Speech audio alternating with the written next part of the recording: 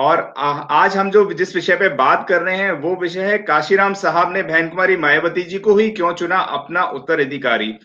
बाबा साहब के बाद इस बहुजन समाज को पानी देने का काम करा, इसमें खाद पानी सब कुछ देने का काम करा मान्यवर श्री काशीराम साहब ने।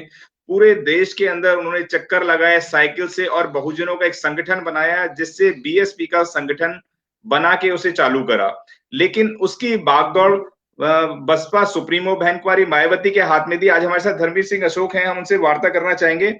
मान्यवर साहब, मान्यवर श्री काशीराम साहब ने बहन कुमारी मायावती जी को ही क्यों चुना अपना उत्तराधिकारी? सुरेंद्र जी, जी सर। आपने जो सवाल किया है जी बहुत गंभीर सवाल है जी सर। और इसका जवाब देने के लिए मैं ज्यादा सक्षम तो नहीं हूं, जी लेकिन फिर भी प्रयास करूंगा जी कि आपका जो सवाल है उसका जवाब सही मिल सके। जी इस सवाल का जवाब देने से पहले ये जानना बहुत जरूरी है कि जिसका उत्तराधिकारी आदरणीय बहन कुमारी मायावती जी को चुना है जी वो कौन सा मिशन है। जी वो मिशन एक दिन का नहीं है, बल्कि 170 साल पुराना मिशन है, जी जो सन 1848 में जी महात्मा ज्योतिराव फूले ने शुरू किया था जी और उन्होंने 1890 तक इस मिशन को बाखूबी चलाया, जी बड़ा संघर्ष किया। जी और उन दिनों तो कोई सुनने वाला भी नहीं था, जुल्म ही जुल्म होते थे। जी उसके बाद 1890 के बाद जी छत्रपति साहू जी महाराज ने जी उस मिशन को आगे बढ़ाया जी और उन्होंने अपने सामने ही जी बाबा साहब डॉक्टर अम्बेडकर के बारे में घोषणा कर दी थी जी कि इस मिशन को एक महा मानव पैदा हुआ है जी जो जिसका नाम डॉक्टर अम्बेडकर है, वो जी इस मिशन को आगे बढ़ाएंगे। जी तो वो बात सही निकली और बाबा साहब डॉक्टर अम्बेडकर ने छत्रपति साहू जी महाराज के जाने के बाद, जी क्योंकि वो 1922 में चले गए, तो 1923 से इस मिशन को बाबा साहब डॉक्टर अम्बेडकर ने चलाया जी और उन्होंने 18 मार्च 1956 को आगरा में एक जनसभा को संबोधित करते हुए बड़े दुख के साथ ये कहा था कि मुझे आज जो जिनसे मुझे उम्मीद थी कि ये जी लोग पढ़ लिख करके इस मिशन को आगे बढ़ाएंगे, लेकिन उन्होंने मुझे धोखा दिया है। मैं जी चाहता हूं कि इस मिशन को, जिसे मैं बड़े परेशानियों के बाद खींच के लाया हूं, अगर इसे आगे ना ले जा सको तो इसे जी पीछे भी मत जाने देना। जी तो बाबा साहब हमारे बीच में से 1956 में चले गए और जी उसके बाद उनका मिशन, क्योंकि साहब कहते थे जी कि लोगों ने ये कहना शुरू कर दिया था कि जी बाबा का मिशन तो बहुत अच्छा है पर ये चल नहीं सकता। उसी बात को मान्यवर कांशीराम साहब ने 1964 में अपनी नौकरी से रिजाइन किया था, त्याग किया जी और कुछ प्रतिज्ञाओं के साथ इस मिशन को आगे बढ़ाना शुरू किया जी और उन्होंने 1966 से लगातार इस मिशन को आगे बढ़ाया जी और चलते चलते वे भी काफी एजिड हो गए, तो उन्हें भी इस बात का महसूस होने लगा कि जब ये हमारे महापुरुषों ने ये मिशन चलाया है जी तो ये आगे भी चलना चाहिए। जी क्योंकि उन्होंने जिन परिस्थितियों में इस मिशन को चलाया, वो जानते थे कि जिन लोगों को मैंने तैयार किया उन जी लोगों ने साहब को भी धोखा दिया था। जी सन 1986 में 20 साल की मेहनत के बाद उन लोगों ने साहब को धोखा दिया जी और कम से कम टॉप के जिनको तैयार किया था उन्होंने अपने लालच में, स्वार्थ में इस मिशन को धोखा दे करके और वो छोड़ के चले गए। जी लेकिन साहब ने बड़ी तत्परता से, क्योंकि ये जो लीडरशिप पैदा होती है वो एक दिन में, एक साल में पैदा नहीं होती। जी उसके लिए बहुत दिन लगते हैं, बहुत दिन। अब जैसे फूले के बाद साहू जी महाराज के बाद बाबा साहब के बाद माननीय कांशीराम साहब, कितना समय लगा, जी लेकिन उन्होंने तैयार किया और उन्होंने आशा देखी, किरण जागी कि बहन कुमारी मायावती जी मेरे बाद इस मिशन को चला सकती हैं। और जी इसलिए उन्होंने ये भी कहा था, समय समय पर कहा था कि इस दुनिया में जो भी आया है उसको जाना है, आज नहीं तो कल जाना है, लेकिन ये मिशन चलना चाहिए। जी सरकार बने या ना बने, लेकिन मिशन चलता रहना चाहिए। और उन्होंने अपने सामने ही सरकार बनवाई भी, आदरणीय बहन कुमारी मायावती जी, क्योंकि वो जानते थे कि बहन जी सरकार चला सकती हैं। जी और उन्होंने उन्हीं के सामने, आदरणीय बहन कुमारी मायावती जी के सामने 3 बार, यानी जून 95 में और आपका 97 में और 2003 में जी उन्होंने साहब के सामने ही सरकार चला करके दिखाई। जी जो काम ये अन्य सरकारें 60 साल में नहीं कर पाई थी, साहब के सामने बहन जी ने वो 6 महीने में करके दिखाया था। जी आपको याद होगा, मैं आपको याद कराना चाहता हूं कि सन 1972 में बहुगुणा की सरकार ने जी पट्टे दिए थे, जी गरीब लोगों को, भूमिहीन लोगों को पट्टे दिए थे, लेकिन 22 साल तक उन पर कब्जा नहीं दिया था, जी एक पर भी कब्जा नहीं मिला था, क्योंकि कांग्रेस ने एक्ट तो बनाए, कभी एक्शन में नहीं आए। जी पट्टे तो दिए लेकिन कब्जे नहीं दिए, और जब कब्जे नहीं दिए तो उन पर मुकदमेबाजी चलती रही। जी तो जब साहब ने बहन जी को मुख्यमंत्री बनाया था, तो बहन जी ने 6 महीने के अंदर अंदर उन 7 लाख एकड़ जमीन पर कब्जा दिलाया, जी और जो बाकी जमीन बची थी उस जमीन के पट्टे करके उन पर कब्जे कराए। जी इसी प्रकार जनता दल की सरकार ने एक्ट तो बनाया लेकिन एक्शन नहीं किया। कौन सा एक्ट बनाया?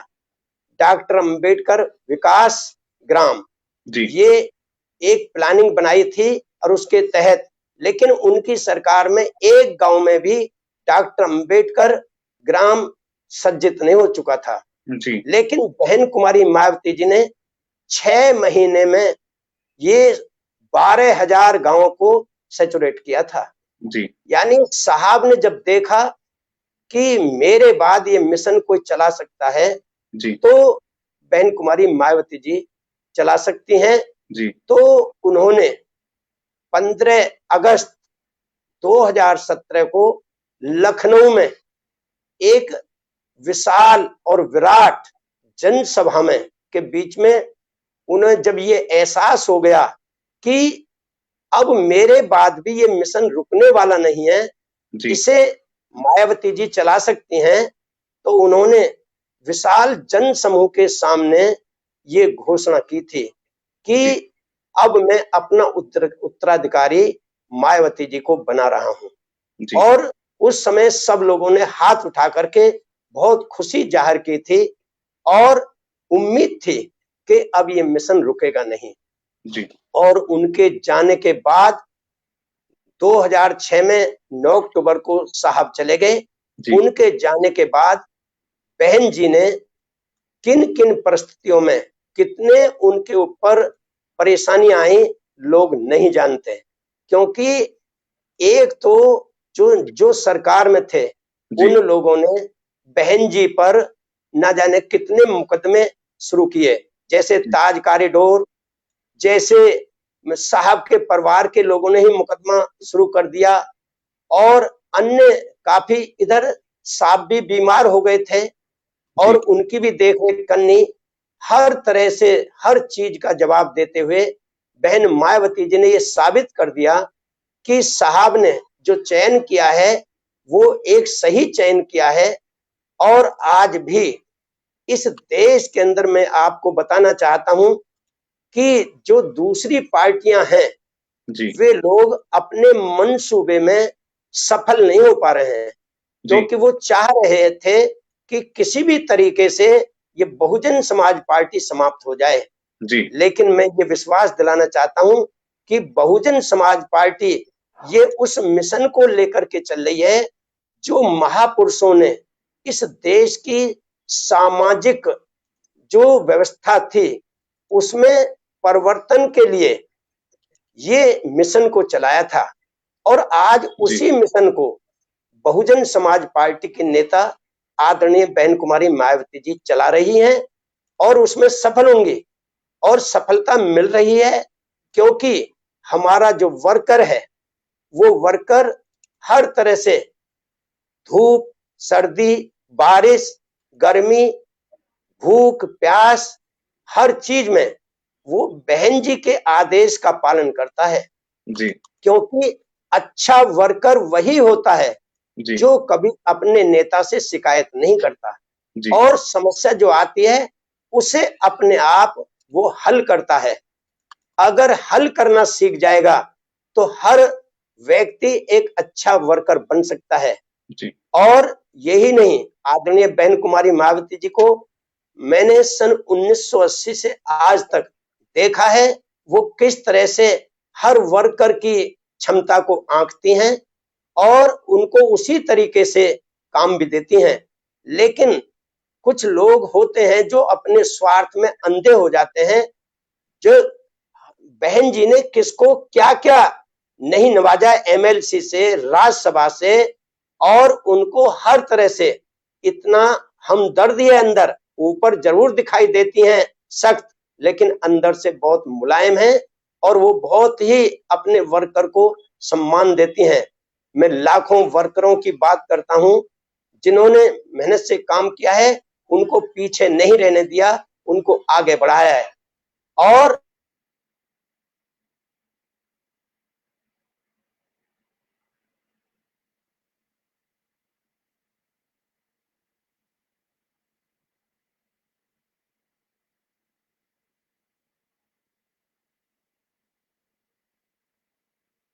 लगता है कुछ टेक्निकल इश्यूज की वजह से कोई नेटवर्क की प्रॉब्लम हो रही है, लेकिन जितनी भी बातें माननीय श्री धर्मवीर अशोक जी ने बताई हैं बहुत ही सराहनीय हैं, और जो बसपा की भूमिका है वो भी बताई है, माननीय श्री काशीराम साहब की भूमिका भी बताई है कि किस तरीके से समाज में माननीय श्री काशीराम साहब ने देखना है योगदान।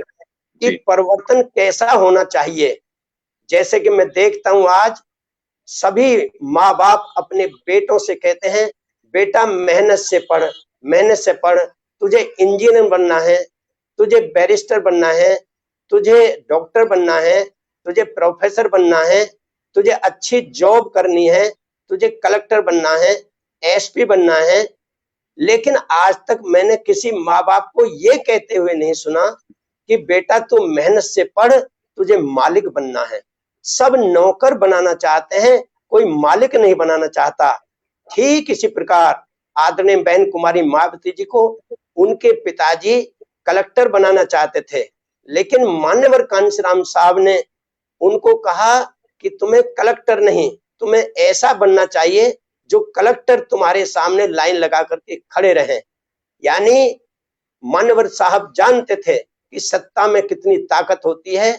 सत्ता में जो आदमी सही काम कर सकता है और वही कर सकता है जिसने दुख झेले हैं, जिसने बगैर दुख झेले कुछ सफलता पाली है, वो कभी जो है आगे नहीं बढ़ सकता। इसलिए हमने बहन मायावती जी को देखा है कि वो किस तरह से पोलिंग बूथ से लेकर के गांव-गांव में, गली-गली में, चाहे दिल्ली की गलियां थी, चाहे उत्तर प्रदेश के पश्चिमी उत्तर प्रदेश में, चाहे मेरठ मंडल में, उस समय तो नीचे का ही उनके पास भार था। धीरे-धीरे उन्होंने संघर्ष किया और आगे बढ़ी, तो बहन जी को उपाध्यक्ष, राष्ट्रीय उपाध्यक्ष बनाया। और उसके बाद एक दिन आया कि मान्यवर कांशीराम साहब ने समझ लिया कि वास्तव में इस मिशन को आगे कोई बढ़ा सकता है तो अकेली मायावती जी हैं। इसलिए उन्होंने सही कदम उठाया था और 15 अगस्त 2001 को लखनऊ के अंदर लक्ष्मण झूला पार्क में एक विराट जनसभा में बहन जी को अपना उत्तराधिकारी घोषित कर दिया। और उसके बाद आज तक आपने सुन भी लिया होगा हर क्षेत्र में, चाहे वो सामाजिक क्षेत्र है, चाहे राजनीतिक क्षेत्र है, उन्होंने सबको सर्वजन हिताय, सर्वजन सुखाय, किसी एक जाति के लिए नहीं, किसी एक धर्म के लिए नहीं, किसी एक वर्ग के लिए नहीं, बल्कि हर उस पीड़ित आदमी के लिए जिसके साथ अन्याय हुआ है। और जो ये मनुवादी शब्द का इस्तेमाल होता है वो किसी जाति के लिए नहीं है, बल्कि उन लोगों के लिए है जिन लोगों ने मनुस्मृति को बनाया था और मनुस्मृति के आधार पर लोगों में भेदभाव किया और उसमें ऊंच नीच की व्यवस्था बनाई गई और उसके अंदर जुल्म और जातियों का दौर चला था। इसलिए माननीय कांशीराम साहब ने किसी जाति के लिए नहीं, आदरणीय बहन कुमारी मायावती जी ने किसी जाति या धर्म के लिए नहीं, बल्कि जो लोग अत्याचारी हैं उनके लिए इस शब्द का इस्तेमाल किया है। और वो हर समाज में होता है, मनुवादी हर समाज में है, कोई ऐसा समाज नहीं जिसमें इक्का दुक्का मनुवादी व्यवस्था न चलाता हो। जो बगैर कमाए खाना चाहता हो वो आदमी मनुवादी कहलाता है। जो कमा करके खाने वाला आदमी है वो अम्बेडकरवादी कहलाता है, क्योंकि अम्बेडकरवाद समता के रास्ते पर चलता है और बाबा साहब डॉक्टर अम्बेडकर ने सारा जीवन समानता के लिए लड़ाई लड़ी थी। उसी रास्ते पर आज बहन कुमारी मायावती जी पूरी जोश और खरोश के साथ कार्यकर्ताओं में उन्हें जोश भर देती है। मैंने देखा है जब भी कभी कोई वैसी बात आती है चुनाव के बाद, लेकिन बहन जी कभी अपने वर्कर को निराश नहीं होने देती और उनके अंदर पुनः जोश पैदा करके फिर मैदान में उतार देती हैं। और आज मुझे उम्मीद है कि आने वाला समय बहुजन समाज पार्टी का होगा, क्योंकि बहुजन समाज पार्टी सही रास्ते पर चल रही है और उनको लेकर के आगे चल रही है। तो जो साहब ने निर्णय किया आज वो सही निर्णय है। और इस अवसर पर मैं आपको यही कहना चाहता हूं कि साहब का जो निर्णय है वो भविष्य में इस मिशन को बहुत ऊंचाई तक पहुंचाएगा। और मैं इस अवसर पर यही कहना चाहता हूं सभी साथियों से, जो भी बहुजन समाज पार्टी का काम करना चाहता है वो जहां भी है, जिस स्तर पर है, उसका वहीं पर अस्तित्व है। चाहे वो बूथ का कार्यकर्ता है, चाहे सेक्टर का कार्यकर्ता है, चाहे विधानसभा का कार्यकर्ता है, चाहे जिले का है, चाहे प्रदेश का है, चाहे राष्ट्र का है, जिस स्तर पर वो है उसका वहीं पर अस्तित्व है। उस अस्तित्व को बढ़ा भी सकता है और गिरा भी सकता है। और कब गिरेगा? जब उसकी नेगेटिव सोच होगी। अगर पॉजिटिव सोच होगी तो वो कभी उसका स्तर गिरेगा नहीं, उसका स्तर हमेशा बढ़ता रहेगा। हाँ, इस मिशन में परेशानियां तो जरूर हैं। भूखा रहना पड़ता है, प्यासा रहना पड़ता है, गर्मी सर्दी बारिश को सहन करना पड़ता है और पता नहीं लोग क्या क्या कहते हैं उसको भी सहन करना पड़ता है। और जो सहन करता है, क्योंकि हमें अत्याचार को तो सहन नहीं करना है, उसका जवाब देना है, संघर्ष करना है, परिवर्तन के लिए संघर्ष करना है। क्योंकि साहब ने बहुत सारी लड़ाई परिवर्तन के लिए लड़ी थी और इसमें मैं खास तौर से साहब की जो मुख्य बातें थी उसके बारे में मैं तो ज्यादा कुछ नहीं बताऊंगा, क्योंकि समय कम है और मैं ज्यादा लंबा नहीं खींचना चाहता। जितना सवाल आपने किया था मैं उसी पर ही रहना चाहता हूं कि आज बहन जी इस मिशन को आगे पहुंचाएंगी और हम लोग आज विश्वास के साथ कहते हैं कि हमारा अंत समय इस मिशन में होगा और बहन जी के आदेश का पालन करने में होगा।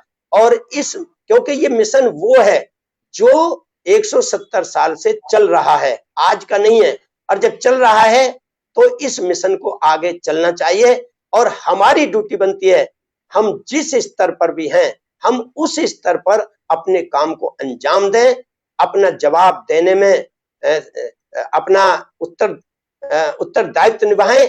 क्योंकि हम काम करेंगे तभी जवाब दे पाएंगे, अगर काम नहीं करेंगे तो फिर हम जवाब भी नहीं दे पाएंगे, फिर हम बहानेबाज होंगे। साहब यही कहते थे कि हमारे लोग बहानेबाज ज्यादा होते हैं, काम कम करते हैं। लेकिन हमने उनसे भी सीखा है और बहन जी से भी सीखा है कि हमें काम में विश्वास करना चाहिए, आशावादी बनकर, पॉजिटिव सोच रखकर हमें एक्शन में आना है, अपने काम को अंजाम देना है, तो हम जरूर एक दिन कामयाब होंगे। और आदरणीय बहन जी में हमारा पूरा विश्वास है और उनके नेतृत्व में हम काम को पूरा करेंगे। मान्यवर जी, धन्यवाद। आपसे एक सवाल और है, और सभी जनता के लोग आज हजारों की तादाद में आपको देख रहे हैं, तो उन्हीं के द्वारा एक जी सवाल है कि जो वैसे तो संवैधानिक अधिकार सबको हैं अपनी पार्टी बनाने के, लेकिन बसपा का ग्राफ वोट बैंक नीचे भी होता जा रहा है, तो उसके तहत काफी लोग अपनी पार्टियां भी बनाते जा रहे हैं, तो किस तरीके से बहुजन समाज अपनी लड़ाई को लड़ पाएंगे जो मान्यवर श्री काशीराम साहब लड़ते थे? देखो, ये समाज पहले ही सामाजिक व्यवस्था में 6000 टुकड़ों में बटा हुआ था। जी। इसको बड़ी मुश्किल से बाबा साहब ने तीन तीन कैटेगरी में, तीन शेड्यूल में इकट्ठा किया था। मान्यवर कांशीराम साहब ने उसे बहुजन समाज बनाने का प्रयास किया था, लेकिन जो मनुवादी पार्टियां हैं वे नहीं चाहती कि ये समाज एकजुट हो, ये समाज बहुजन समाज बने।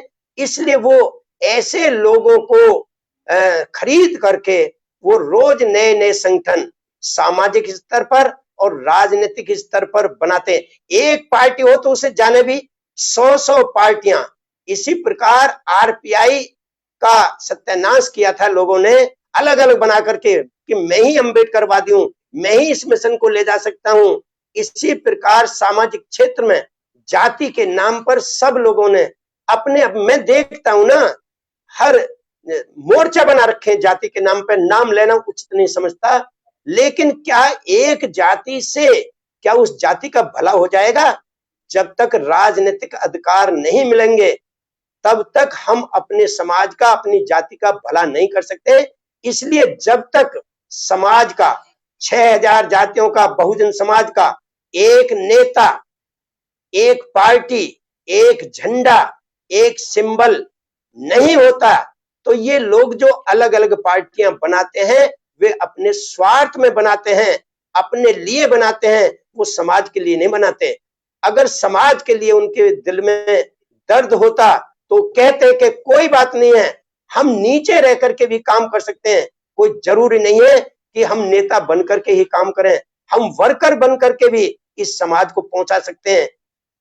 वो बूथ स्तर पर अपना काम पूरा कर सकता है, सेक्टर स्तर पर काम पूरा कर सकता है, जिला स्तर पर काम पूरा कर सकता है, प्रदेश स्तर पर काम पूरा कर सकता है। जो जैसा है, जिस लायक है, वो वहीं से आगे उठ के जा सकता है। सबको यही है कि आज ही मैं पूरे देश का नेता बन जाऊं, आज ही मैं राष्ट्रीय अध्यक्ष बन जाऊं, आज ही मैं ये वो हो जाऊं। जब तक ये हमारे मन की इच्छाएं नहीं निकलेंगी, हम सभी कभी मिशन को समझ नहीं पाएंगे।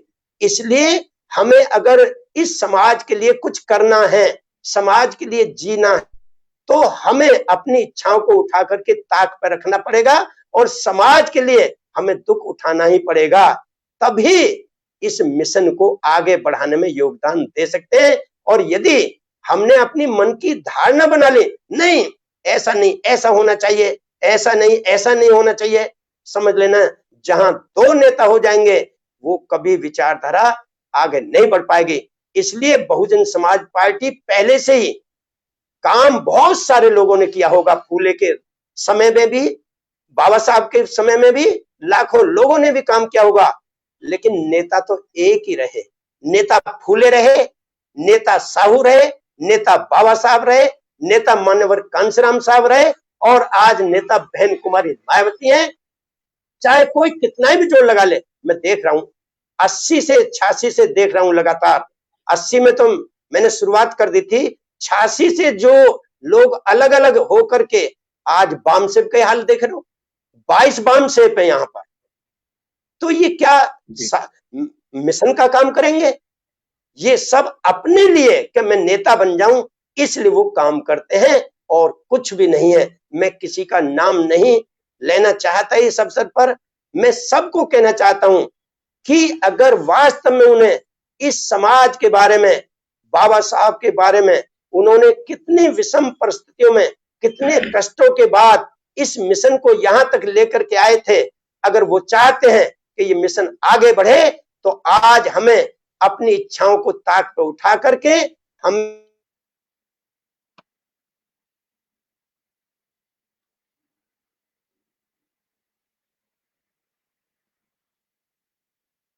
जी मान्यवर। लाइव टेलीकास्ट के बीच में कई बार होता है कि कोई अगर साथी उनके फोन पे फोन कर देते हैं तो वो लाइन डिस्कनेक्ट हो जाती है। तो कंटिन्यू, बहुत अच्छी बात मान्यवर साहब ने बोली कि आज तमाम बहुजन समाज की पार्टियां हैं और क्यों ना हो, क्योंकि आज जो बहुजन समाज के लोगों को अपना उत्तराधिकारी चुनना पड़ेगा, बहुजन समाज के लोगों को अपना नेता चुनना पड़ेगा और सभी बहुजन समाज को एकजुट होकर भी आना पड़ेगा।